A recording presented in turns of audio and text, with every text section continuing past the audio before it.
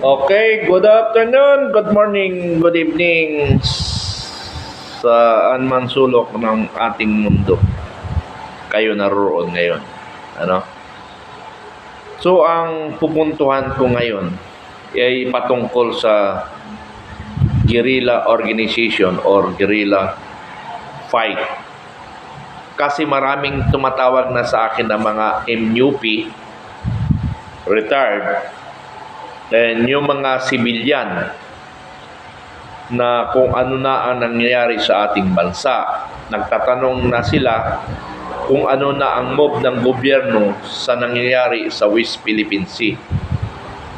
Ngayon pa lang, napilitan na talaga akong mag-discuss patungkol sa guerrilla fight or organization kasi hindi nila alam ano ang dapat gagawin. So, kasi may mga recommendations. Sabi niya, sir, punta tayo sa GHQ. Pupunta tayo sa Kitchen Stop. Hikayatin natin sila na magbuo ng pwersa na tayong mga MUP handang tumulong sa gobyerno, sa armed forces. Maraming ganon Maraming mga panawagan sa akin. At ngayon naisip ko, kailangan siguro to be aware yung mga Pilipino, most especially the retired MUP. So, i-discuss natin ngayon. Although this guerrilla warfare, napag-usapan na namin ito ni Colonel Samonte at ni Baron 83, Captain Dado. Napag-usapan namin ito noong April 9, nagkita kami sa Libingan ng Bayani kung saan ay mag-ipon-ipon kami para mapag-usapan kung ano ang maitulong natin sa bayan. So nabigyan ako ng instruction ni Captain Dado na mag-organize per province. Sabi ko, sir, we are ready to fight or we are ready to organize, mobilize the guerrilla warfare o guerrilla organization because we have already organization existing nationwide. Ganun ba? Okay ka? Sabi ni Captain Dado sa akin. Iba talaga ang Special Forces, sabi niya. Kasi si Captain Dado, although gusto niya kumuha ng Special Forces, pero hindi na siya nabigyan ng pagkakataon. Ang nakuha niya lang is yung Scout Ranger and the US Scout Ranger. So yun lang ang nakuha niya. Pero gusto niya talaga kumuha ng Special Forces. Saka na lang natin i-discuss kasi hindi nyo man rin maintindihan kung ano i-discuss ko sa Scout Ranger at saka sa Special Forces, anong pinagkaiba. So napag-usapan yan namin ni Captain Dado, then ni Colonel Samonte. Matagal na namin na ito na nung nabuo ko ito ay nabanggit niya na sa akin. Sabi ko, sir, one of my purpose yung sinasabi mo na organization in time of war ay gagamitin natin. Sabi ko, sir, yan ang isa sa objective ko kaya ako nagbuo ng organization na ganon. So, kaya ko mapilitan mag-vlog regarding focus on organization, training, mobilization, command and control. Yung equip, abala na armed forces dyan or depende na sa coordination namin. So, ang priority natin dito, organization, mobilization and training. Or, organization na lang muna, mobilization. Kasi yung training, yung training kasi, wala naman tayong capability mag-training, wala naman tayong pundo. So, we are gathering funds, it's either from NGO or from the national government. So, depende yan sa pupunta natin. So, sabi ko sa mga tumatawag sa akin, kasi ini-invite talaga ako kasi gusto nila mag-volunteer mag-volunteer. Kasi naawa na sila at nabubuisit na rin sa ginagawa ng China. Sabi ko, 3, 4, 5, 6, pupunta tayo ng GSQ. Parang lumalabas na tinuturuan lang natin yung EFP na ganito. Hindi tayo i-recognize yan kasi pumunta tayo doon sa kanila para bigyan lang natin sila ng problema. Bibigyan lang natin sila ng problema kung pupunta tayo. Kasi very eager nga silang tumulong sa AFP. Paano tayo makatulong kung pumunta tayo 5? Sana, ganito sabi ko, sir, paano bang gagawin natin? So, ganito kako, ano? Simulan natin sa atin mismo. Mag-organize ka, ikaw, nag-albon, nag-volunteer ka, nag-antipulo ka.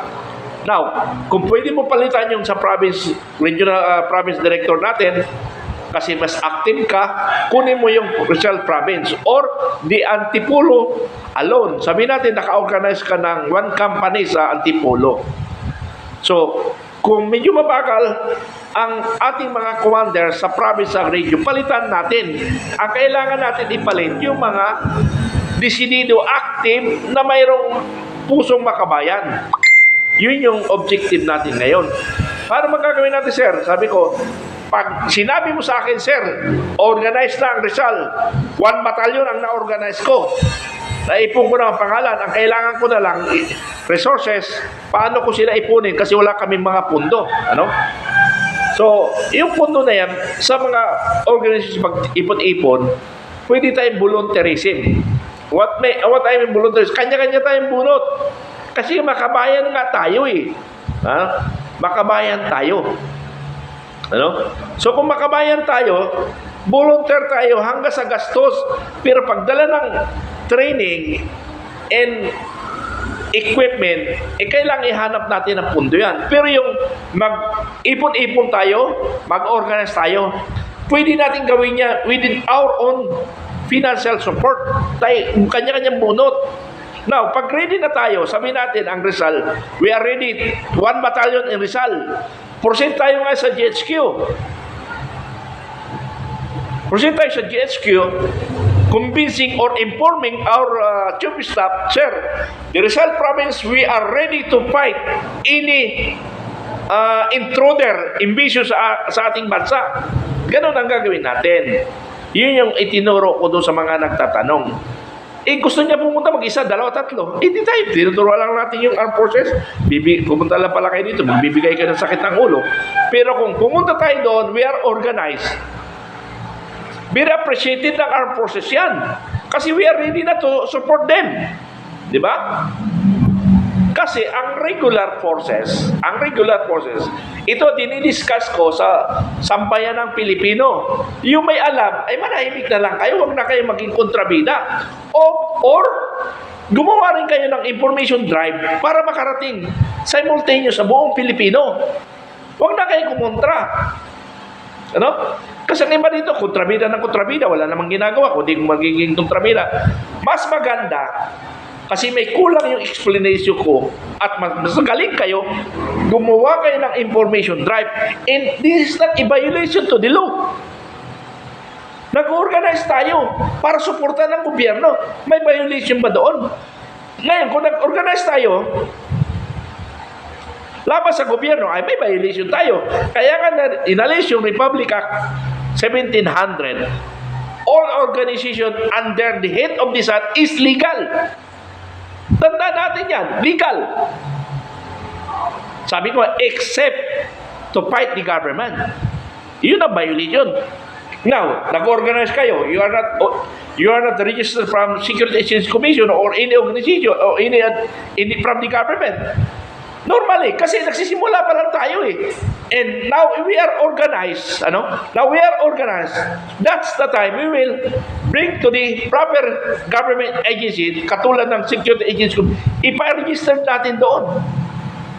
So we are now recognized by the government. But the vanguard of democracy ay registered na sa Security Exchange Commission. Non-profit. So, no question tayo ngayon. Kaya nga, naisipan ko mag-vlog dito sa bagay na ito. So, ganun ang gagawin natin. Kasi naghihikayat kayo po, sir, hindi ko na makayanan ang nangyayari sa West Philippine Sea. Bakit yung mga nasa active ngayon parang patulog-tulog? Walang ginagawa, ini-insulto na tayo. Sabi ko, nasa leadership na yan. Walang instruction from the higher. Alangan naman yung subordinate kikilos, di nagka-problema sila. Alam naman natin sa AFP. gumawa ka ng action without proper order na not in line with the mission, problema mo, di ba? We, the civilian, we are open. Democratic way of government tayo. Inalis na yung Republic Act 1700. Kaya malaya tayo mag-organize. As long we will not fight the government. Di ba? Sabi ko, tawagan mo ako kung buo na ang iyo. Kung ikaw, municipality, mayroon ka ng one company, okay na yan. Or nakayanan mo one platoon, okay na rin yan. At least, mayroon tayong organized in every town. Ano? Para may dumidimension sa iyong kwan. Kaya ang tawag doon, village defense. Ano? Yun yung natutuhan ko sa special forces. Ano?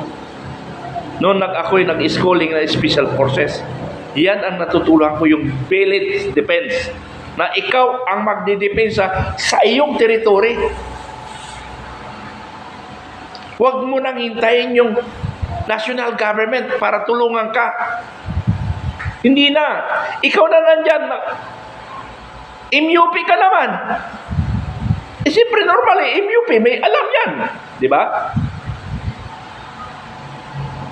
Especially, if you are graduate of Special Forces, or even you are not a graduate of Special Forces, kung ang nasa puso mo, tumulong sa bayan, mabubuo mo yan sa kaisipan mo.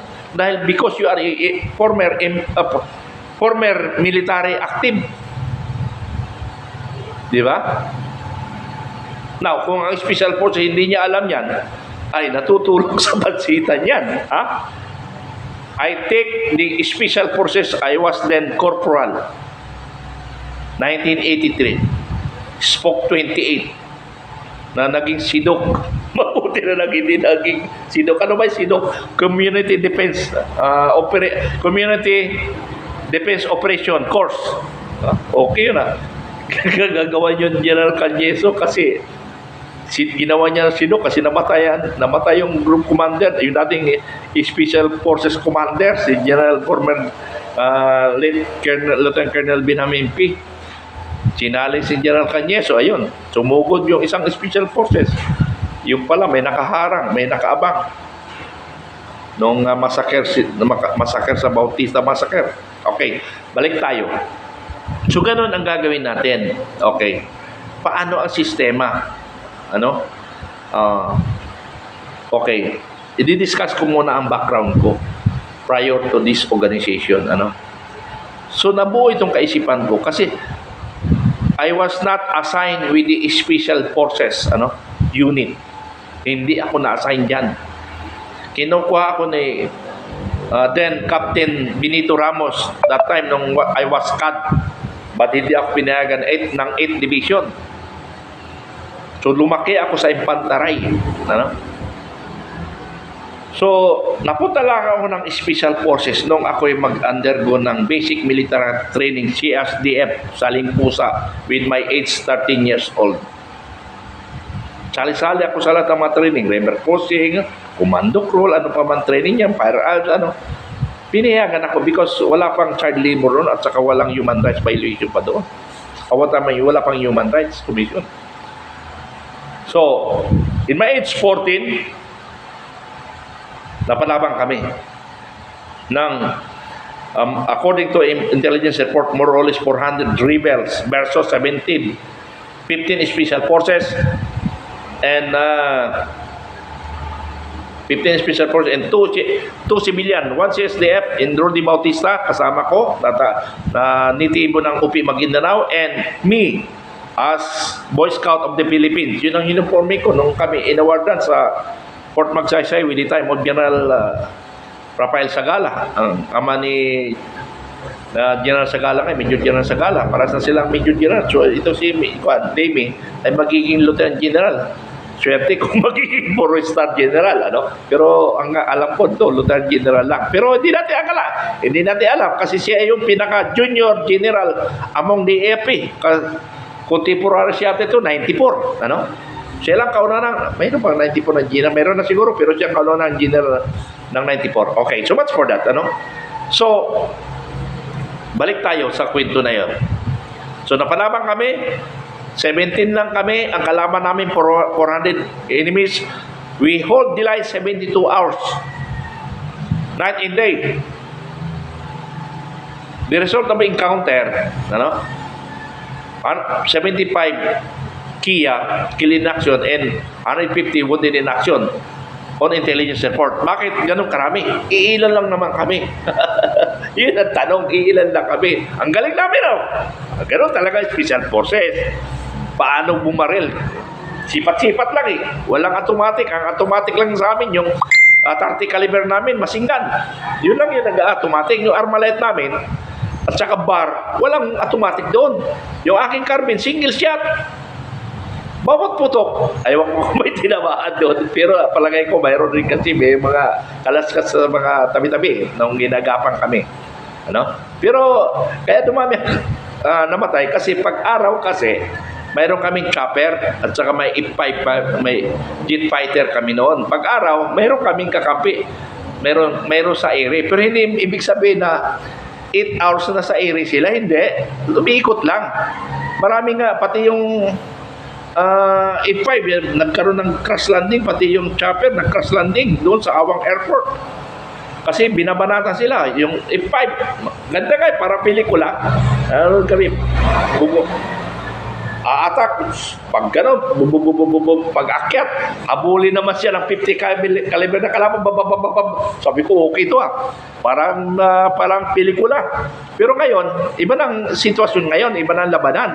Pero noon, gano'n, pero sa totoo lang, 1974, mayroon na tayong fighter plane, ano? Pero ngayon pala magkaroon tayo ng marami. Noon, may M203 lang kalaman namin, pero kami, wala pa M203, M79 pa lang kami noon. Pag may noon na chok, ibig sabihin, M203 na yan, M79. Tapos mortar. Ang kahinamala sa mortar namin, kaya hindi kami nasisintruhan siguro, dahil nakatali sa flagpole yung kanilang poste. Kung estimate lang, paghulog ng mortar, estimate lang yung kung saan lalagpak. Kasi wala silang hindi na walang tripod. Tali sa poste. So, hindi tumatama sa amin. Pero kahit pa paano, pag lumapag sa lupa, nagagalaw yung aming pinipwistuhan. 3 araw, 3 gabi, kami ay nakadapa lamang. Isang base lang kami nakakaya sa 3 araw. Ano? So much for that. Kaya gano'n. Kaya ako nakita ko doon yung Special Forces Way. Ano? So, nag-aral ako, dinala ako magsaysay, shortcut. Nakapagtapos ko ng high school, na-enlist ako sa Special War Brigade at nag-training ng Airborne. After Airborne, nag-training ng Special Forces. After that, nadipang Special Brigade, napunta ako sa Scout Ranger. Nakapagtapos ako ng college dahil pinadala ko ng Scout Ranger sa pag-aaral ng college. Natapos ako, napunta ako third off, then CAD, 1991. So, yun yung napag-aralan ko sa Special Forces, yung village defense. Na pasok sa isip ko yan. Paano depensa ng village? Paano mo ma-organize? Kasi pag kontrolado mo ang barangay, iyon na lahat ang depensa. Now, kung hindi mo kontrolado ang barangay, in terms of insurgency naman, pinag-usapan. Pag hindi mo hawak ang barangay, hindi ka panalo sa gera, tandaan natin yan. Pag ang kapitan kontrolado mo at naging barkada mo, safe ka na. Safe ka na. Besides sa safe ka na, you accomplish the mission. Dahil lahat ng nangyayari sa barangay niya, alam niya. Dahil ang kapitan ang pinaka-chismoso sa barangay. Imposible. Lahat ng tao na kumikilo sa kanya within his barangay, hindi niya alam. Alam niya yan. Sa totoo lang. Kaya nga, sinabi ko nga, na nung mag-formulate ako ng area clearing concept, that is total municipal clearing, ilang bis ko na pinaliwanag, kailangan makumbins ang kapitan para iyon ang barangay. And kailangan makumbins mo ang mayor para mayroon kang suporta at legal. Bakit legal? Kasi pag positive yung area niya, puro kaso abutin mo. Kaya dapat kakampi mo ang mayor. Kasi pag kinampihan ka ng mayor, hindi gagana yung mga human rights violation. Mahirapan. Because The mayor alone will certify na okay yung pan mo. Performance mo in his municipality. So, ganun yun sa area clearing. That is total municipal clearing. Kaya dapat i-clear mo ang isang munisipyo para clear ang area. To follow yan in the whole province. Okay. So much for that. Balik tayo sa guerrilla. So, I never assigned with the special forces.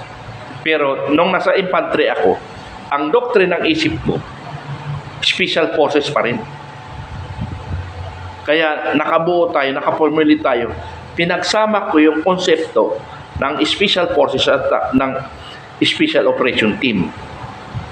Because special operation team, SOT, the same with the mission of the special forces. Ang pinakaiba lang, yung special forces is skill on fight, on the basic military training. Doon sa mga skill tulad sa Ranger. Yun lang pinagkaiba ng SOT. But the mission is the same with the SOT. Kailangan isama mo yung triad. Triad with the skill. Okay. So, balik na tayo ngayon sa organization. Kaya naisip ko, after my retirement, nakabuo ako ng Vanguard of Democracy. What is the purpose of democracy? Nakalagay lang dyan, anti-corruption and anti-communism. That is as a routine function. But beside that, yung nasa ilalim talaga niyan, is to mobilize our country through Vanguard of Democracy. Ito na ngayon. Yung nangyayari sa West Philippine Sea. Once itap tayo, simultaneous down to barangay, organize natin.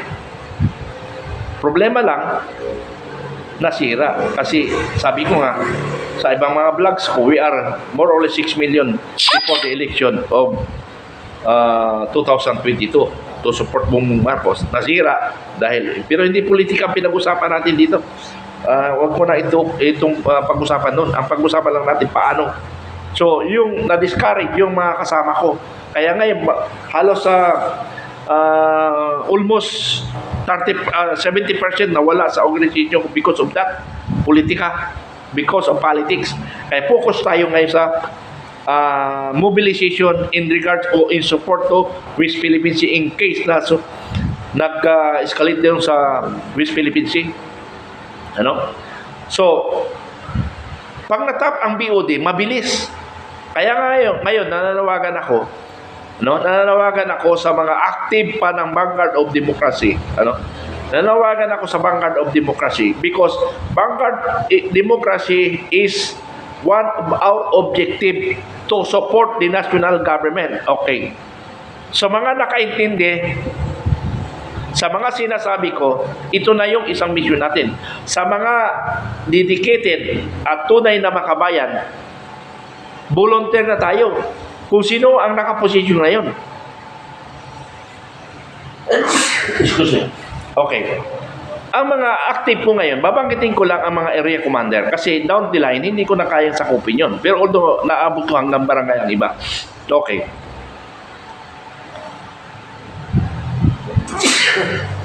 Okay. May mga staff ako dito, pero ang mga staff na medyo nag-staff na rin sila. Yung may mga staff ako dito, pero nag-staff na rin sila. Ako na lang natitira sa staff level. Although nandiyan sila, pero nagsasilent lang sila. Pero to mention may mga area commander. So sa Northern Luzon, ang may hawak diyan ay si Colonel Ramiro Papa. Colonel Ramiro Papa. My body in the Special Forces nung ako'y bata pa. He's a graduate of the Special Forces. Kaya wala tayong problema sa Northern Luzon kasi nakikita niya kung anong objective natin. Now, sa Southern Luzon ay si Colonel Rumi Satparan, yung dating chief staff ng RESCOM at naging RCDG commander ng Region 4A. Siya ngayon ang Southern Luzon Commanders. Okay. Sa NCR, si Colonel Fernando Los Bañez. He is a graduate of also Special Forces. Graduate siya ng Special Forces. Now, in Bisaya, he is a lawyer. in profession. A retired Major Police Police Major Benedicto Gudis, siyang in charge sa Bisaya. Siyang pulisya, but galing yan sa nung training siya sa First Division. Okay. Sa Bisaya, what I mean, sa Mindanao, my classmate, OPC 32-91, Colonel Sidinho. Ha? Colonel Joselito Di Sidinho, ito yung class namin, ha? Okay. OPC 32-91. Isa lang naman, nakabilor sa amin dito. Special Forces rin yun, ha? Nakabilor dito, Special Forces yun. Si then, Lieutenant, posthumous Lieutenant, late Lieutenant Jose Bandong, my classmate in my body in OPC 32-91. So, dinadala ko ang OPC 32. OPC 32-91, and I graduate of the Special Forces Spock 28-83. Ano? So, ito yung in support to yung ginagawa natin ngayon. So, to continue with, yung mga area commanders ko, iyon na yung gagawin natin. Yung mga commanders mo sa region and province and town, mamili ka lang kung sinong volunteer. Yung mga dati mong commanders na hindi na pwede panlaban, mag-usap kayo, kausapin nyo na lang na baka pwede ito na munang commanders natin kasi very active at gustong tumulong makipaggera. Itong gera natin, hindi tayo pupunta doon sa West Philippine Sea. Hindi natin trabaho yan. Trabaho ng active yan. Ang atin lang, suportahan natin ang national government, suportahan natin ang ating bayan, ang ating barangay, ang ating bayan, ang ating province. Yun yung objective natin. Tayo mismo ang magdepensa. Kaya nga sa Special Forces tawag, village defense. Ano? Village defense. Tayo mismo magdepensa sa ating teritoryo. Huwag na tayo maghanap ng iba. Nandiyan, maraming MUP retired. Sabi ko mayroong isang tumawag sa akin, retired eh. Siguro, sinitanda ko rin siguro. Sabi ko, hindi na natin kaya yan. Pero mas maganda rin tayo kasi walang atrasan. Hindi na tayo makatakbo eh. Hindi na tayo makatakbo sa kilometro ba. Hingal-hingal na tayo eh. So, ang kailangan lang natin, yung ating talent, skill, yun ang gagamitin natin. To train them, organize, and equip. Go to for war. Pero sabi ko nga, within territory. Kasi yung mga China, na-embed na tayo. Nandito na sila sa bansang Pilipinas. Ang hinihintay na lang, go signal, na isyuhan sila ng armas. Ang hirap nito, baka yung mga armas nandito sa Pilipinas. May mga area lang silang pinaglalagyan. Yun ang saklap. Ha? Saklap. Pag mayroon yan, nako, ISAP. Intelligence Unit. That is your failure. Ha? I'm sorry. Hindi naman ako nang magaling-galing, pero nag-remind lang ako. Ha?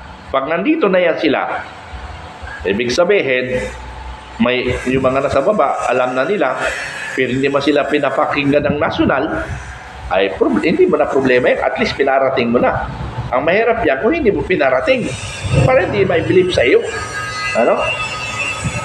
Pero nandito na sila. Yung mga physical nila, mayroon ng physical na nandito na sa area natin. Ang hinihintay na lang nila armas at saka go signal. Ha? Pero kulang pa sila. Siguro kung kulang pa, dahil yung iba hindi man nakakalusot, kahit anong alibay nila na nakikwisyon natin, pero mahirap yan kung hindi natin nakikwisyon. Ano? So, tayong mga vanguard of democracy, yun yung sinasabi ko. Yung tumawag sa akin ngayon lang, si Noel Gilim, Noel Gilyar, dating bata ni General Palparan, ay gusto niya pumunta na ng Malacanang at gusto niya na pumunta ng GHQ. Anong gagawin natin doon, sir? Kausapin natin yung si Chief Staff. Hindi ka tayo papansinin doon kasi 3 lang tayo eh. Pero pag sinabi natin, sir, we are ready in Rizal Province. We have 1 battalion to support In case of mag-escalate sa West Philippine Sea, pakinggan tayo ngayon, entertain tayo. Okay, magagawang position paper. The Rizal is ready for training and equipped. Kasalanan na ng AAP yan pag hindi tayo inaksyonan. Ngayon, dahil hindi nga kaya ng ating budget ng national government, mag-initiative tayo, volunteer. Yung mga mayayaman natin barkada, yung mga reservists natin, although ang reservists, hindi natin control yan, tandaan nyo ha. Ang reservists, hindi natin control yan. Control yan ng reserve unit ng every branches. Sila ang may control yan, hindi sa atin. But kung reservist sila, sir, dito na ako sa inyo. Ako magsuporta sa inyo. May pera ako. O, pwede yun. Kasi umiwan ka doon sa reservist, pumunta ka dito sa amin, wala problema, you are welcome.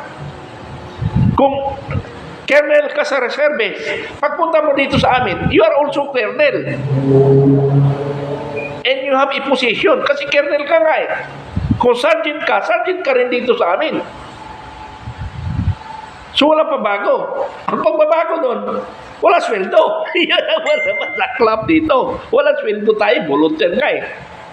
Pero yung mga head natin, dapat kumikilos katulad ko, mag-iisip kami kung sino ang magsusuporta sa amin. Katulad yung mga milyonaryo natin Pilipino, wala na mapupunta ng budget nila, ibigay sa atin. Kasi pinaprotektahan natin sila. Ganun yun. Ano? So nagkaintindihan tayo, yung mga marami nagtatanong sa akin. Kung talagang hindi nyo na nakakayanan ang ginagawa ng China sa atin, binubuli tayo ng binubuli at nag-iinit ang dugo natin, you start organize within your community. Then, pag buong ka na, tawagan mo ako at i-endorse kita doon sa mga area commander ko. Kayo mag-usap yan. Okay, bago ko nga pala makalimutan, mayroon tayong chairman of the board. May board of directors tayo. Ang head natin dito, si Colonel Sunny Gadot, di PME 83. Siya yung chairman. At ako ang kanyang vice chairman. Ano? Mga board member ko, si Engineer Francisco Abor, Attorney Yekla, makalimutan ko. May attorney nasa custom.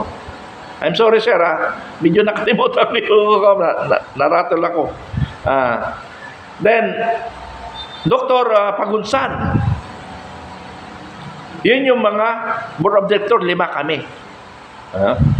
May doktor tayo, may engineer tayo, mayroon tayo abogado, at saka may PME tayo, at saka mayroon tayong reserve officer, ako na yun. Okay. So, balik tayo. Iyan yung aking chairman of the board. So, ang kailangan natin kunin ng mga leader on the ground, yung mayroong alam sa guerrilla. May alam sa guerrilla at saka alam yung unconventional warfare. Because reservists, ang tinuro sa kanila conventional warfare to support the armed forces. Ano? Yan yung mission nila. Hindi natin pwedeng pakialaman yun. Okay. So, yan ang kailangan natin dito sa grupo. Kahit civilian ka man, kung may alam ka niyan, pwede ka mag-leader sa isang area. Ano? Pwede ka mag-leader. Hindi pinag-uusapan dito if you are a commissioned officer or if you are a basta ang requirement dito, you can lead the troops sa guerrilla. You can lead the troops. Yun ang kailangan natin. Hindi kinakailangan yung dati mong posisyon, hindi kinakailangan na you are professional dito sa guerrilla. Ang kailangan natin yung makapuso ang bayan natin. Makapuso ang ating puso. Makabayan ang ating puso. At normally, alam natin ang basic military training. Diba? Yun ang kailangan natin. At mas importante, ang pinakailangan natin ditong leader, yung may pera. Para may magamit tayo. So yun ang requirements. Hindi pinag-usapan na ikaw ay naging division commander. Ikaw na maging commander. Ikaw nga ang division commander. Wala ka namang pakialam nangyayari sa kalibutan. Bakit ka namin kukunin kung wala kang pakialam? Ang kailangan natin dito, yung Capco commander at may puso para sa bayan. Kailangan natin Capco commander. Kung mayroon siya sa puso na lumaban para sa bayan, yun ang kailangan natin. Pero municipal unit, kasi baka mahirapan na siya mag-command. Ano? So, ano ang requirements? Able body, doon sa fighter yung halimbawa, from brigade, kailangan able body yan, down. Tapos yung division level, medyo kahit na katulad namin, kasi magkukuman lang kami, magpaplano Ang brigade silang susugod Kailangan malakas yan. Brigade commander. So ganun ang plano natin. Okay, area commander, lahat yung mga area commander ko hindi na pwede. Except General Satparan. Siya lang pinakamalakas sa amin dito, siya ang pinakabata. Siya, kaya pwede siya maging brigade commander or area commander siya, pwede siya mag-additional holding ng brigade niya kasi regional commander, marami siyang brigade na hinawakan. Meron siyang isang hawakan, isang brigade to lead his brigade. Pero hindi pwede kasi magmamanage siya, maghanap na lang siya ng iba. Kasi isang region, dapat isang division tayo. Kung kaya. Kasi kailangan natin ng maraming persa. In every province, mayroon tayong mayroon tayong division, commander. Kasi kailangan natin ng persa. In every province, mayroon tayong brigade.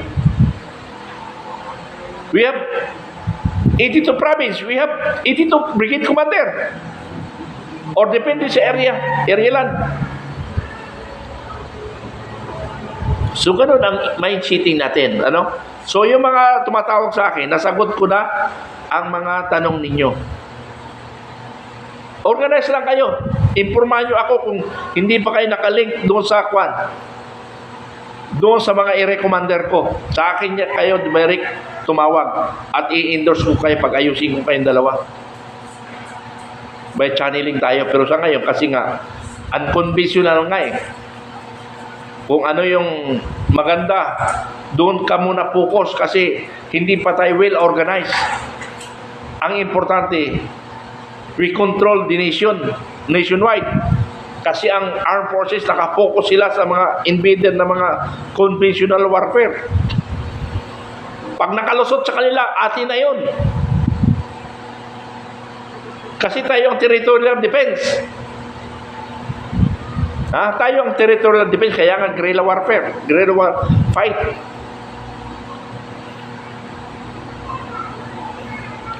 So, ganon, ano?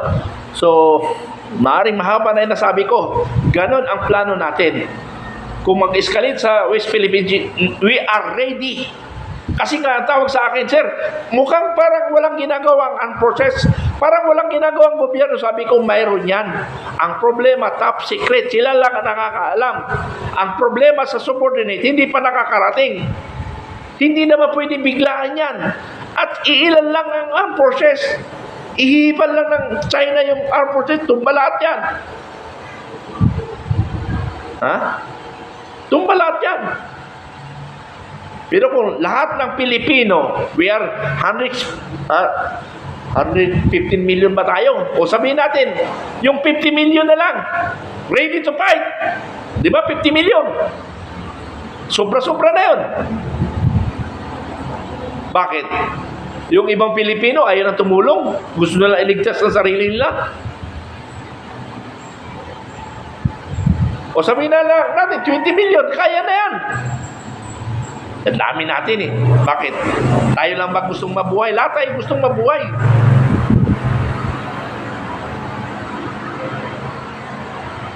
Okay, so much for that. Ang pinag-usapan natin dito, organization. Organization, mobilization. Doon lang tayo muna focus. Now, if we're ready na tayo, organized na tayo, that's the time we call for the attention of the national government. if no action of the national government, magpupunta tayo sa mga Pilipino na mga businessman na may pusong makabayan. We are registered from the National Security Exchange Commission. We are not fighting the government. We are supporting the national government. Walang violation doon.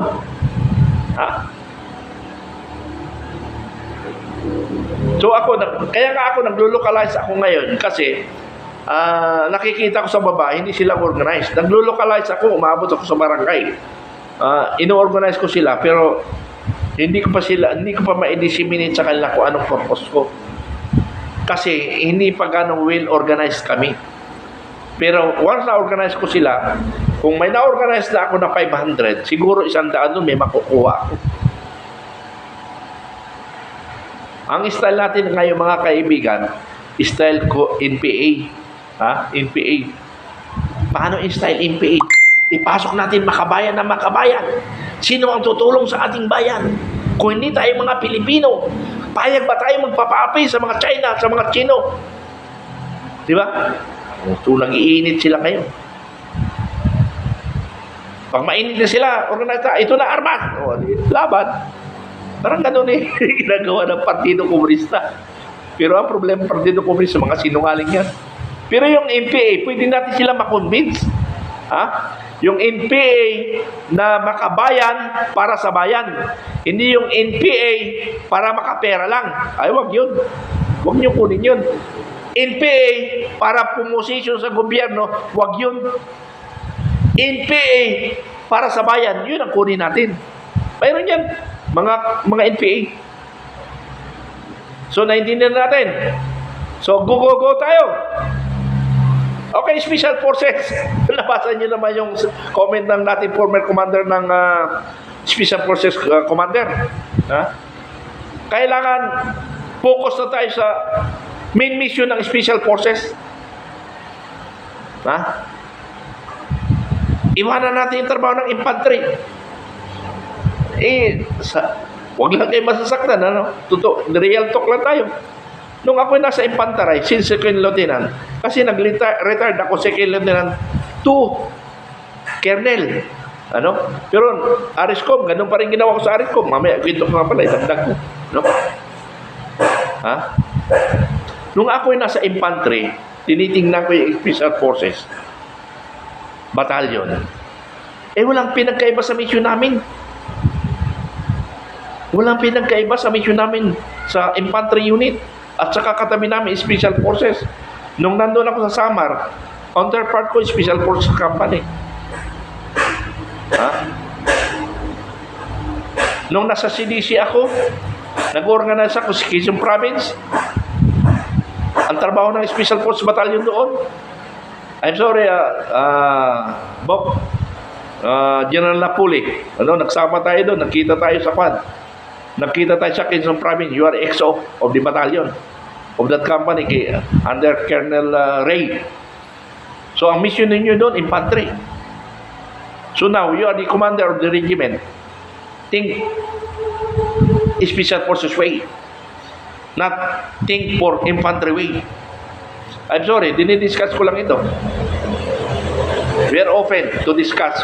Wala tayong pagandahan ng quad ng anong ginagawa natin. Ang pinag-usapan natin dito, yung totoo talaga na gagawin natin. Kaya nung naka-partner ko ang Special Forces sa Samar, although ang pakiramdam ko, they are elite forces. Pero in performance, halos parehas Yun yung masaklap dun So, mas lamang ang infantry. Bakit ka mo mas lamang ang infantry? Kasi ang infantry, ang nagli-lead Special Forces. Ang nagli-lead sa Special Forces, pero they are performing infantry. Diba? So, mas lamang ang infantry. Because ang nagli-lead Special Forces sa infantry, sa other Special Forces, ang minimission nila infantry. So, anong pinagkaiba doon? Bahala na kayo mag-conclude dyan. Sinini-discuss ko lang ito kasi para lang makita natin ang diferensya ng sitwasyon. Baka kasi hindi natin nakikita yan. So ngayon, na-discuss ko, dapat makita natin yan. And you are now in authority. Natingnan yung sitwasyon na yan. And you recommend. Di ba? Ganun. Sabihin ko lang totoo. Aywan ko lang kasi bata pa ako na may sitting ko. Nung makita ko yung 15 Special Forces, ang tingin ko sa kanila, very skilled sila. Very skilled person. Individual sila. From lieutenant to PFC. They are skilled. Okay. Sino ba yung kagrupo ko noon? To mention him. Lieutenant Yalong, Roberts, Sergeant Roberts, Dacuco, Staff Sergeant Dacuco, Staff Sergeant Bailon, Staff Sergeant Nagrama, Nagrama, Bailon, Bawar. Yan yung mga Staff Sergeant. Sergeant Montermoso, Sergeant Apostol, Sergeant Miner. Okay, yan na yan ang mga sarento. Sa PFC Acosta, PFC Bourbon, PFC Marquez, PFC Antonio, PFC Domingo, PFC Paimban. Sino pa? Acosta, nabanggit ko na. So we are 15. Domingo mayroon, nabanggit ko na. Sa Sarento, nabanggit ko na lahat. Mined, Apostol, Staff Sergeant Nagrama, nabanggit ko na rin. So they are only 15 but they are skilled person. Kaya nga napatagalan namin 15 hours, 72 hours, hold the line versus 400 rebels. Walang namatay sa amin, only wounded. Yun ang nagligtas sa buhay namin, si PFC din Antonio. Kasi kung without natamaan sa amin, iraras up na kami ng kalaban, maaari makuha kami lahat. Kasi mamatay man namin yung 50, mayroon pang susunod. I-cover lang na yung mga katawan ng kalaban. Ano? So yun yung sitwasyon namin, pero they are skilled, ano? Kaya tumagal kami, pero kung hindi siya tinamaan, hindi kami atras. Pero dahil may tinamaan kami, gusto namin mabuhay, si PFC Antonio nag-withdraw kami para lang mak-pick up ng chopper. Yun ang purpose namin pag-withdraw. Kasi napabalita doon na nag-withdraw, umatras ang Special Forces. Hindi kami umatras. Withdraw namin yun para ma-pick up lang ng ma-pick up ng chopper yung aming munden. Yun ang purpose namin. That's the time naman dumating yung tropa ni Colonel Nabwa. Di Hilid 3 battalions. Nag-augment ng bali 4 na company sila. Nag-augment ng kanya-kanyang mga battle. 3rd IB, 19 IB, 2 IB. 2 IB ba yun? Oh. Basta ganun ang nag-reinforce sa amin. So much for that. Ang pinokos ko dito, how to organize guerrilla warfare, guerrilla organization. So ganun yun. Kung ang reservists gusto sumama sa atin, they are welcome because they already trained. Kung gusto nila doon sa conventional, doon siya, walang problema. But iba yung ating struktura. But we are shadow of the government. Andun lang tayo sa territory natin. Pag may lumapit, bungkunana, away. Territorial defense nga tayo eh. And that is the concept of the Special Forces way. Magtitrain tayo sa mga defense, mga village defense. Yun ang mission ng Special Forces. I-train natin every province. And the retired Special Forces graduate, recall, to train our organization, the vanguard of democracy. So, yung mga leaders ko, maging active tayo, maging makapinoy tayo. Okay, so much for that. So, yan ang organization ko, vanguard of democracy, turn to guerrilla. Yun ang isang mission ko. And the one mission, hindi ko pa binabangkit yun. Hindi yun, saka ka na nabangkitin yun. Ang importante, ito, makatulong tayo sa national government pag nag-escalate sa West Philippine Sea. Okay, so much for that. Magandang hapon sa inyong lahat. Sana may natutuhan kayo sa dissemination ko yung ating vanguard of democracy turn to guerrilla warfare, guerrilla fighters, Okay, so much for that. Salamat, salamat.